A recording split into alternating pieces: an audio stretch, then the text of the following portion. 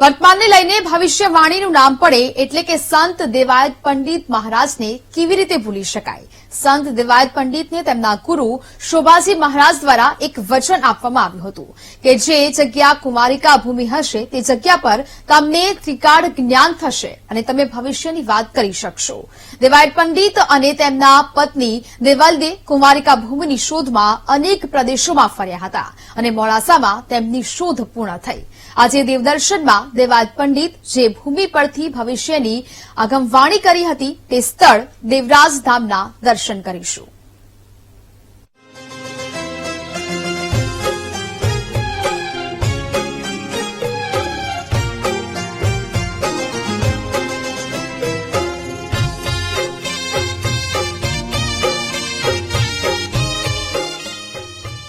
અરવલ્લીની ગિરિમાળા ઉપર નયન રમ્ય અને કુદરતના સાનિધ્યમાં આવેલું છે દેવરાજ ધામ.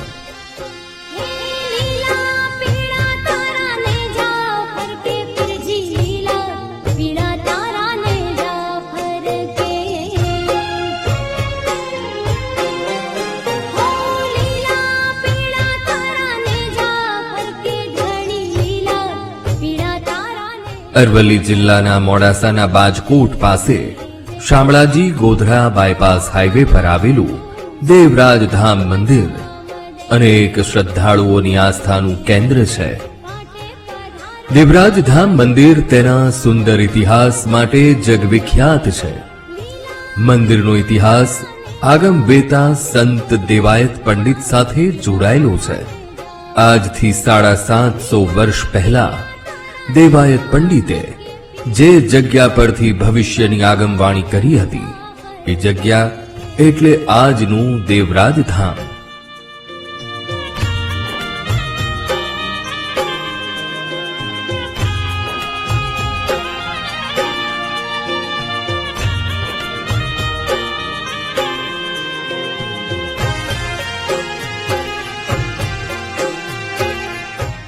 ગઢ આબુમાં સવરા મંડપ વખતે રાણા કુંભાના મંડપમાં અલગધણીના મંડપમાં રાણા કુંભાએ જ્યારે મંડપ કર્યો ત્યારે દેવાયત પંડિત રામદેવજી મહારાજે હસ્ત કલશ આપી અને દેવાયત પંડિત બાપાને આ કલશ પ્રસાદી રૂપે આપ્યો ને એ કલશની સ્થાપના દેવરાજ ધામ ખાતે હાલ પણ છે. આજે પણ એની પૂજા થાય છે. મોટા ઉત્સવમાં અમે દાદાના કલશને મૂકીએ છીએ જનતા જનાર્દનના દર્શન માટે. નમો નારાયણ. દેવાયત પંડિત મહારાજ સાથે જોડાયેલા ઇતિહાસની વાત કરીએ તો લોકવાયકા મુજબ જૂનાગઢના વંથલી ગામે જન્મેલ દેવાયત પંડિતે રાજસ્થાન, કચ્છ, ગોહિલવાડ સહિતના વિસ્તારોમાં આધ્યાત્મના પ્રચાર માટે પરિભ્રમણ કર્યું હતું.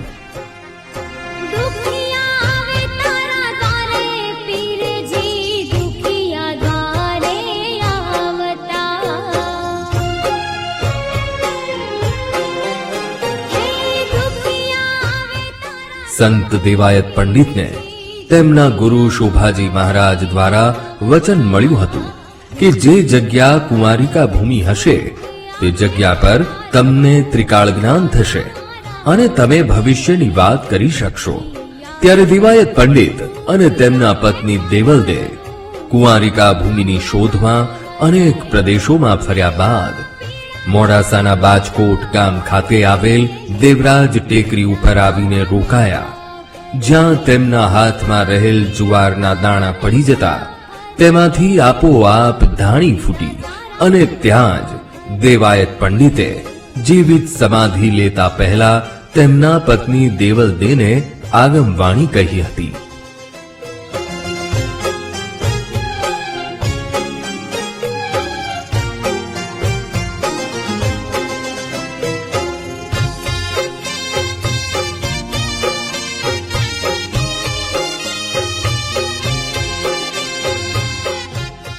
કે દેવાયત પંડિતે જીવિત સમાધિ અહીં લીધેલી હોય એવી કુમારિકા ભૂમિકાની અંદર આ દર્શનાર્થીએ અમને આવવાનો મોકો મળ્યો અને એ રાહે આજ સુધી અમે આ ધામની અંદર દર્શન માટે ગામે ગામથી હરિભક્તો ખૂબ મોટી સંખ્યામાં પૂજ્ય બાપુના સાનિધ્યની અંદર આવતા હોય. દેવાયત પંડિતે કરેલી અનેક આગમવાણી સાચી પડી હોય તેવા દાખલા છે. મોડાસાથી 3 કિલોમીટર દૂર અરવલ્લીની ગિરિમાળાઓની ગોદમાં બાજકોટ ગામ આવેલું છે, જ્યાં દેવરાજ ધામ અરવલ્લી સાબરકાંઠા જિલ્લા સહિત અનેક શ્રદ્ધાળુઓની આસ્થાનું કેન્દ્ર છે. દેવરાજ ધામ મંદિર ખાતે ભગવાન રામદેવજીની ચાંદીની સુંદર અને મનમોહક મૂર્તિ બિરાજમાન છે.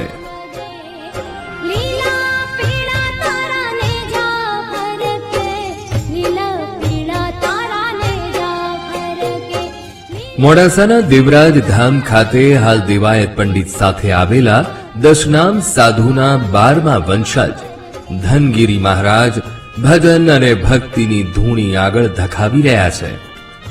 ગુરુ શિષ્યના નાતે લાખો યુવાનોને વ્યસન મુક્ત કર્યા છે.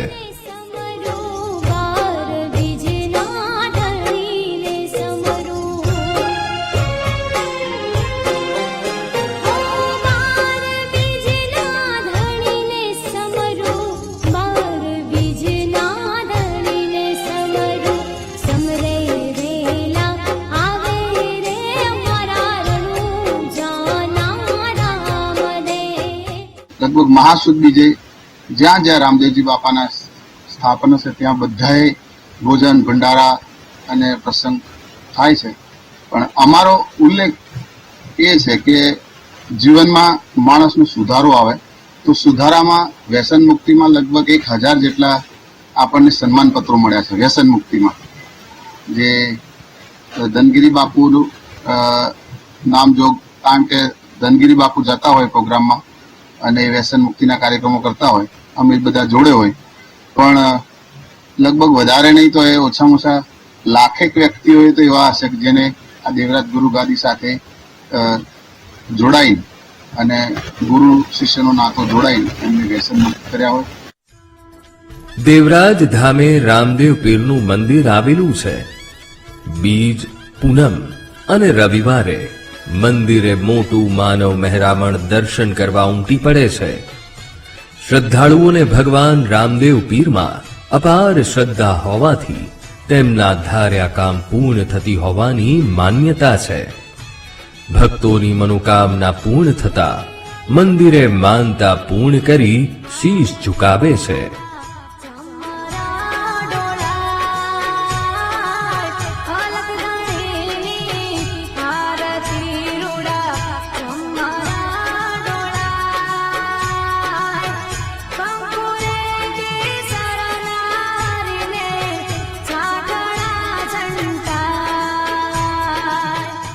આ ધામની અંદર અમારી જે તે કોઈ મનોકામના હોય એ પૂર્ણ થતી હોય છે અને ખૂબ આસ્થાથી અમે ભાવભેરે આ મહાસુદ બીજ અને ભાદરવા સુદ બીજે અને ગુરુ પૂનમે અમે વર્ષોથી, હું છેલ્લા 35 વર્ષથી આ સંસ્થા સાથે જોડાયેલો અને આ જગ્યા ઉપર 35 વર્ષથી હું આવું છું અને મારી તમામ મનોકામના પૂર્ણ થતી હોય છે.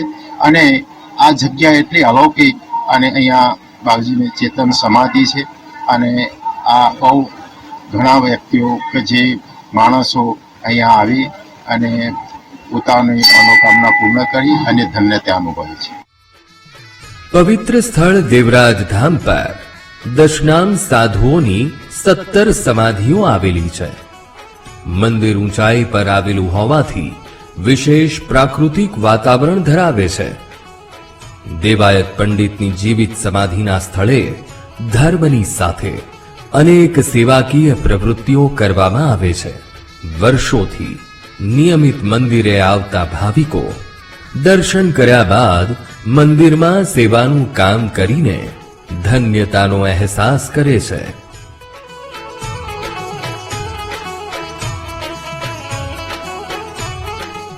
1991 થી આ મંદિર સાથે જોડાયેલો છું. દર વર્ષે હું સેવા પણ આપું છું અને આ દેવરાજ ધામ સાથે અમારો પરિવાર લગભગ 3 પેઢીથી જોડાયેલો છે. દેવાયત પંડિતની ચેતન સમાધિ સ્થાન છે, સાથે દેવલદેવ માતાજીની પણ જીવિત સમાધિ છે, રામદેવજી બાપાનું મંદિર છે. આ જે મહાસુદ બીજ એટલે કે મહાબીજ, મોટી બીજ છે. હજારોથી લાખોની સંખ્યામાં અહીંયા માણસો આવે છે. લોકોની મનોકામના સિદ્ધ થાય છે. દેવરાજ ધામ ખાતે અનેક પૌરાણિક વસ્તુઓનો સંગ્રહ કરવામાં આવેલો છે. લાઇબ્રેરીમાં તમામ ધર્મના પુસ્તકો રાખવામાં આવેલા છે. પૂનમના દિવસે ભજન, ભોજન અને સત્સંગ કરી ઉજવણી કરવામાં આવે છે. કુમારિકા જગ્યાએ દેવાયત પંડિતે જીવિત સમાધિ લીધી હતી. તે જગ્યા આસ્થાનું પ્રતીક બની છે.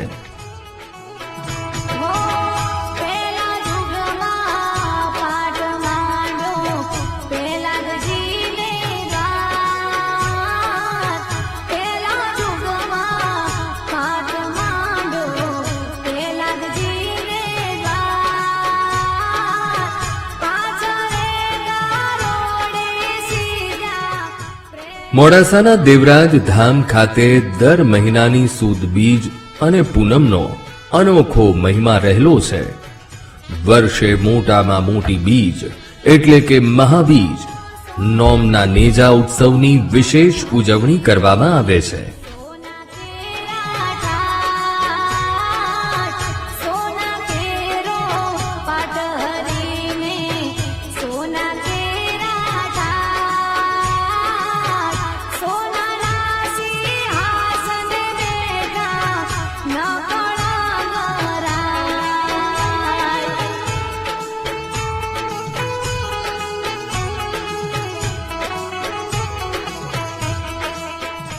દર બીજે અહીંયા દૂધ ભરવા માટે અને દૂધ લઈને આવીએ છીએ બધા જોડે.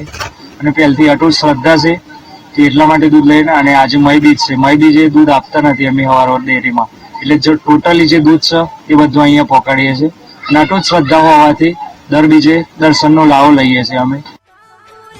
દેવરાજ મંદિરના મહંત ધનેશ્વર ગિરી મહારાજે અરવલ્લી અને સાબરકાંઠાના ગામડાઓમાં જ્યોતપાઠ, ભજન, સત્સંગ કરી લોકોમાં ધાર્મિકતા વધારી છે.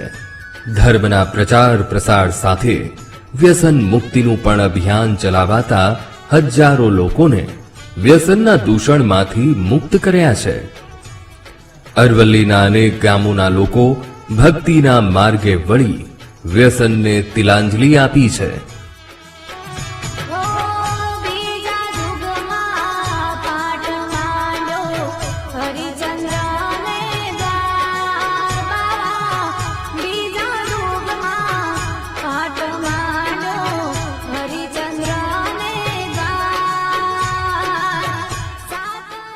મોટી સંખ્યામાં ભાવિકો ભગવાન રામદેવજીના દર્શને પગપાળા પણ આવે છે. મંદિરે સત્સંગ, ચાર પહોર ભજન અને ભંડારાનું આયોજન કરવામાં આવે છે, જેમાં રાજ્યના અનેક વિસ્તારો સહિત રાજસ્થાનમાંથી હજારોની સંખ્યામાં શ્રદ્ધાળુઓ ભગવાન રામદેવજીના દર્શન કરવા આવે છે. ભગવાન રામદેવજી ભક્તોના ધાર્યા કામ પૂર્ણ કરતા હોવાથી મોડાસાનું દેવરાજ ધામ અનેક ભક્તોની આસ્થાનું કેન્દ્ર બન્યું છે.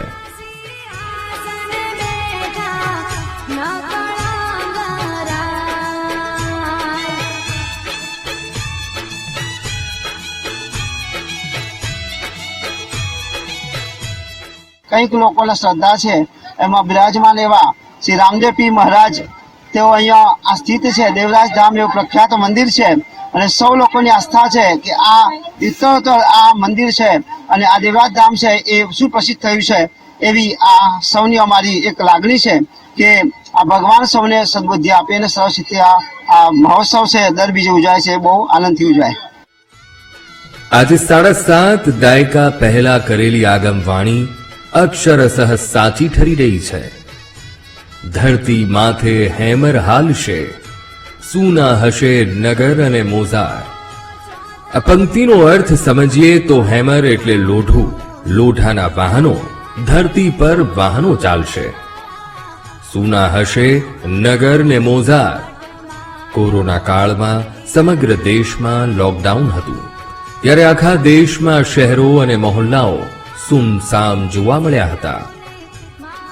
લક્ષ્મી લૂંટાશે લોકો તણી, નહીં એની રાવ કે ફરિયાદ જેવી આગાહી જ્યારે કોરોના કાળમાં 24 કલાક ધમધમતા શહેરોમાં સન્નાટો છવાઈ જતા અક્ષરશઃ સાચી પડી હતી. તેમણે કરેલી એવી અનેક ભવિષ્યવાણીઓ આજે પણ સાચી પડતી જોવા મળી રહી છે. આવા પ્રખર ભવિષ્યવેતા સંત દેવાયત પંડિતે આ જગ્યા પર જ જીવિત સમાધિ લઈ દેહ ત્યાગ કર્યો હતો. ત્યારે આજે આ જગ્યા પર બનાવવામાં આવેલું વિશાળ મંદિર આજના સમયમાં પણ આસ્થાની ધૂણી જગાવીને અનેક શ્રદ્ધાળુઓના આસ્થાનું કેન્દ્ર બન્યું છે.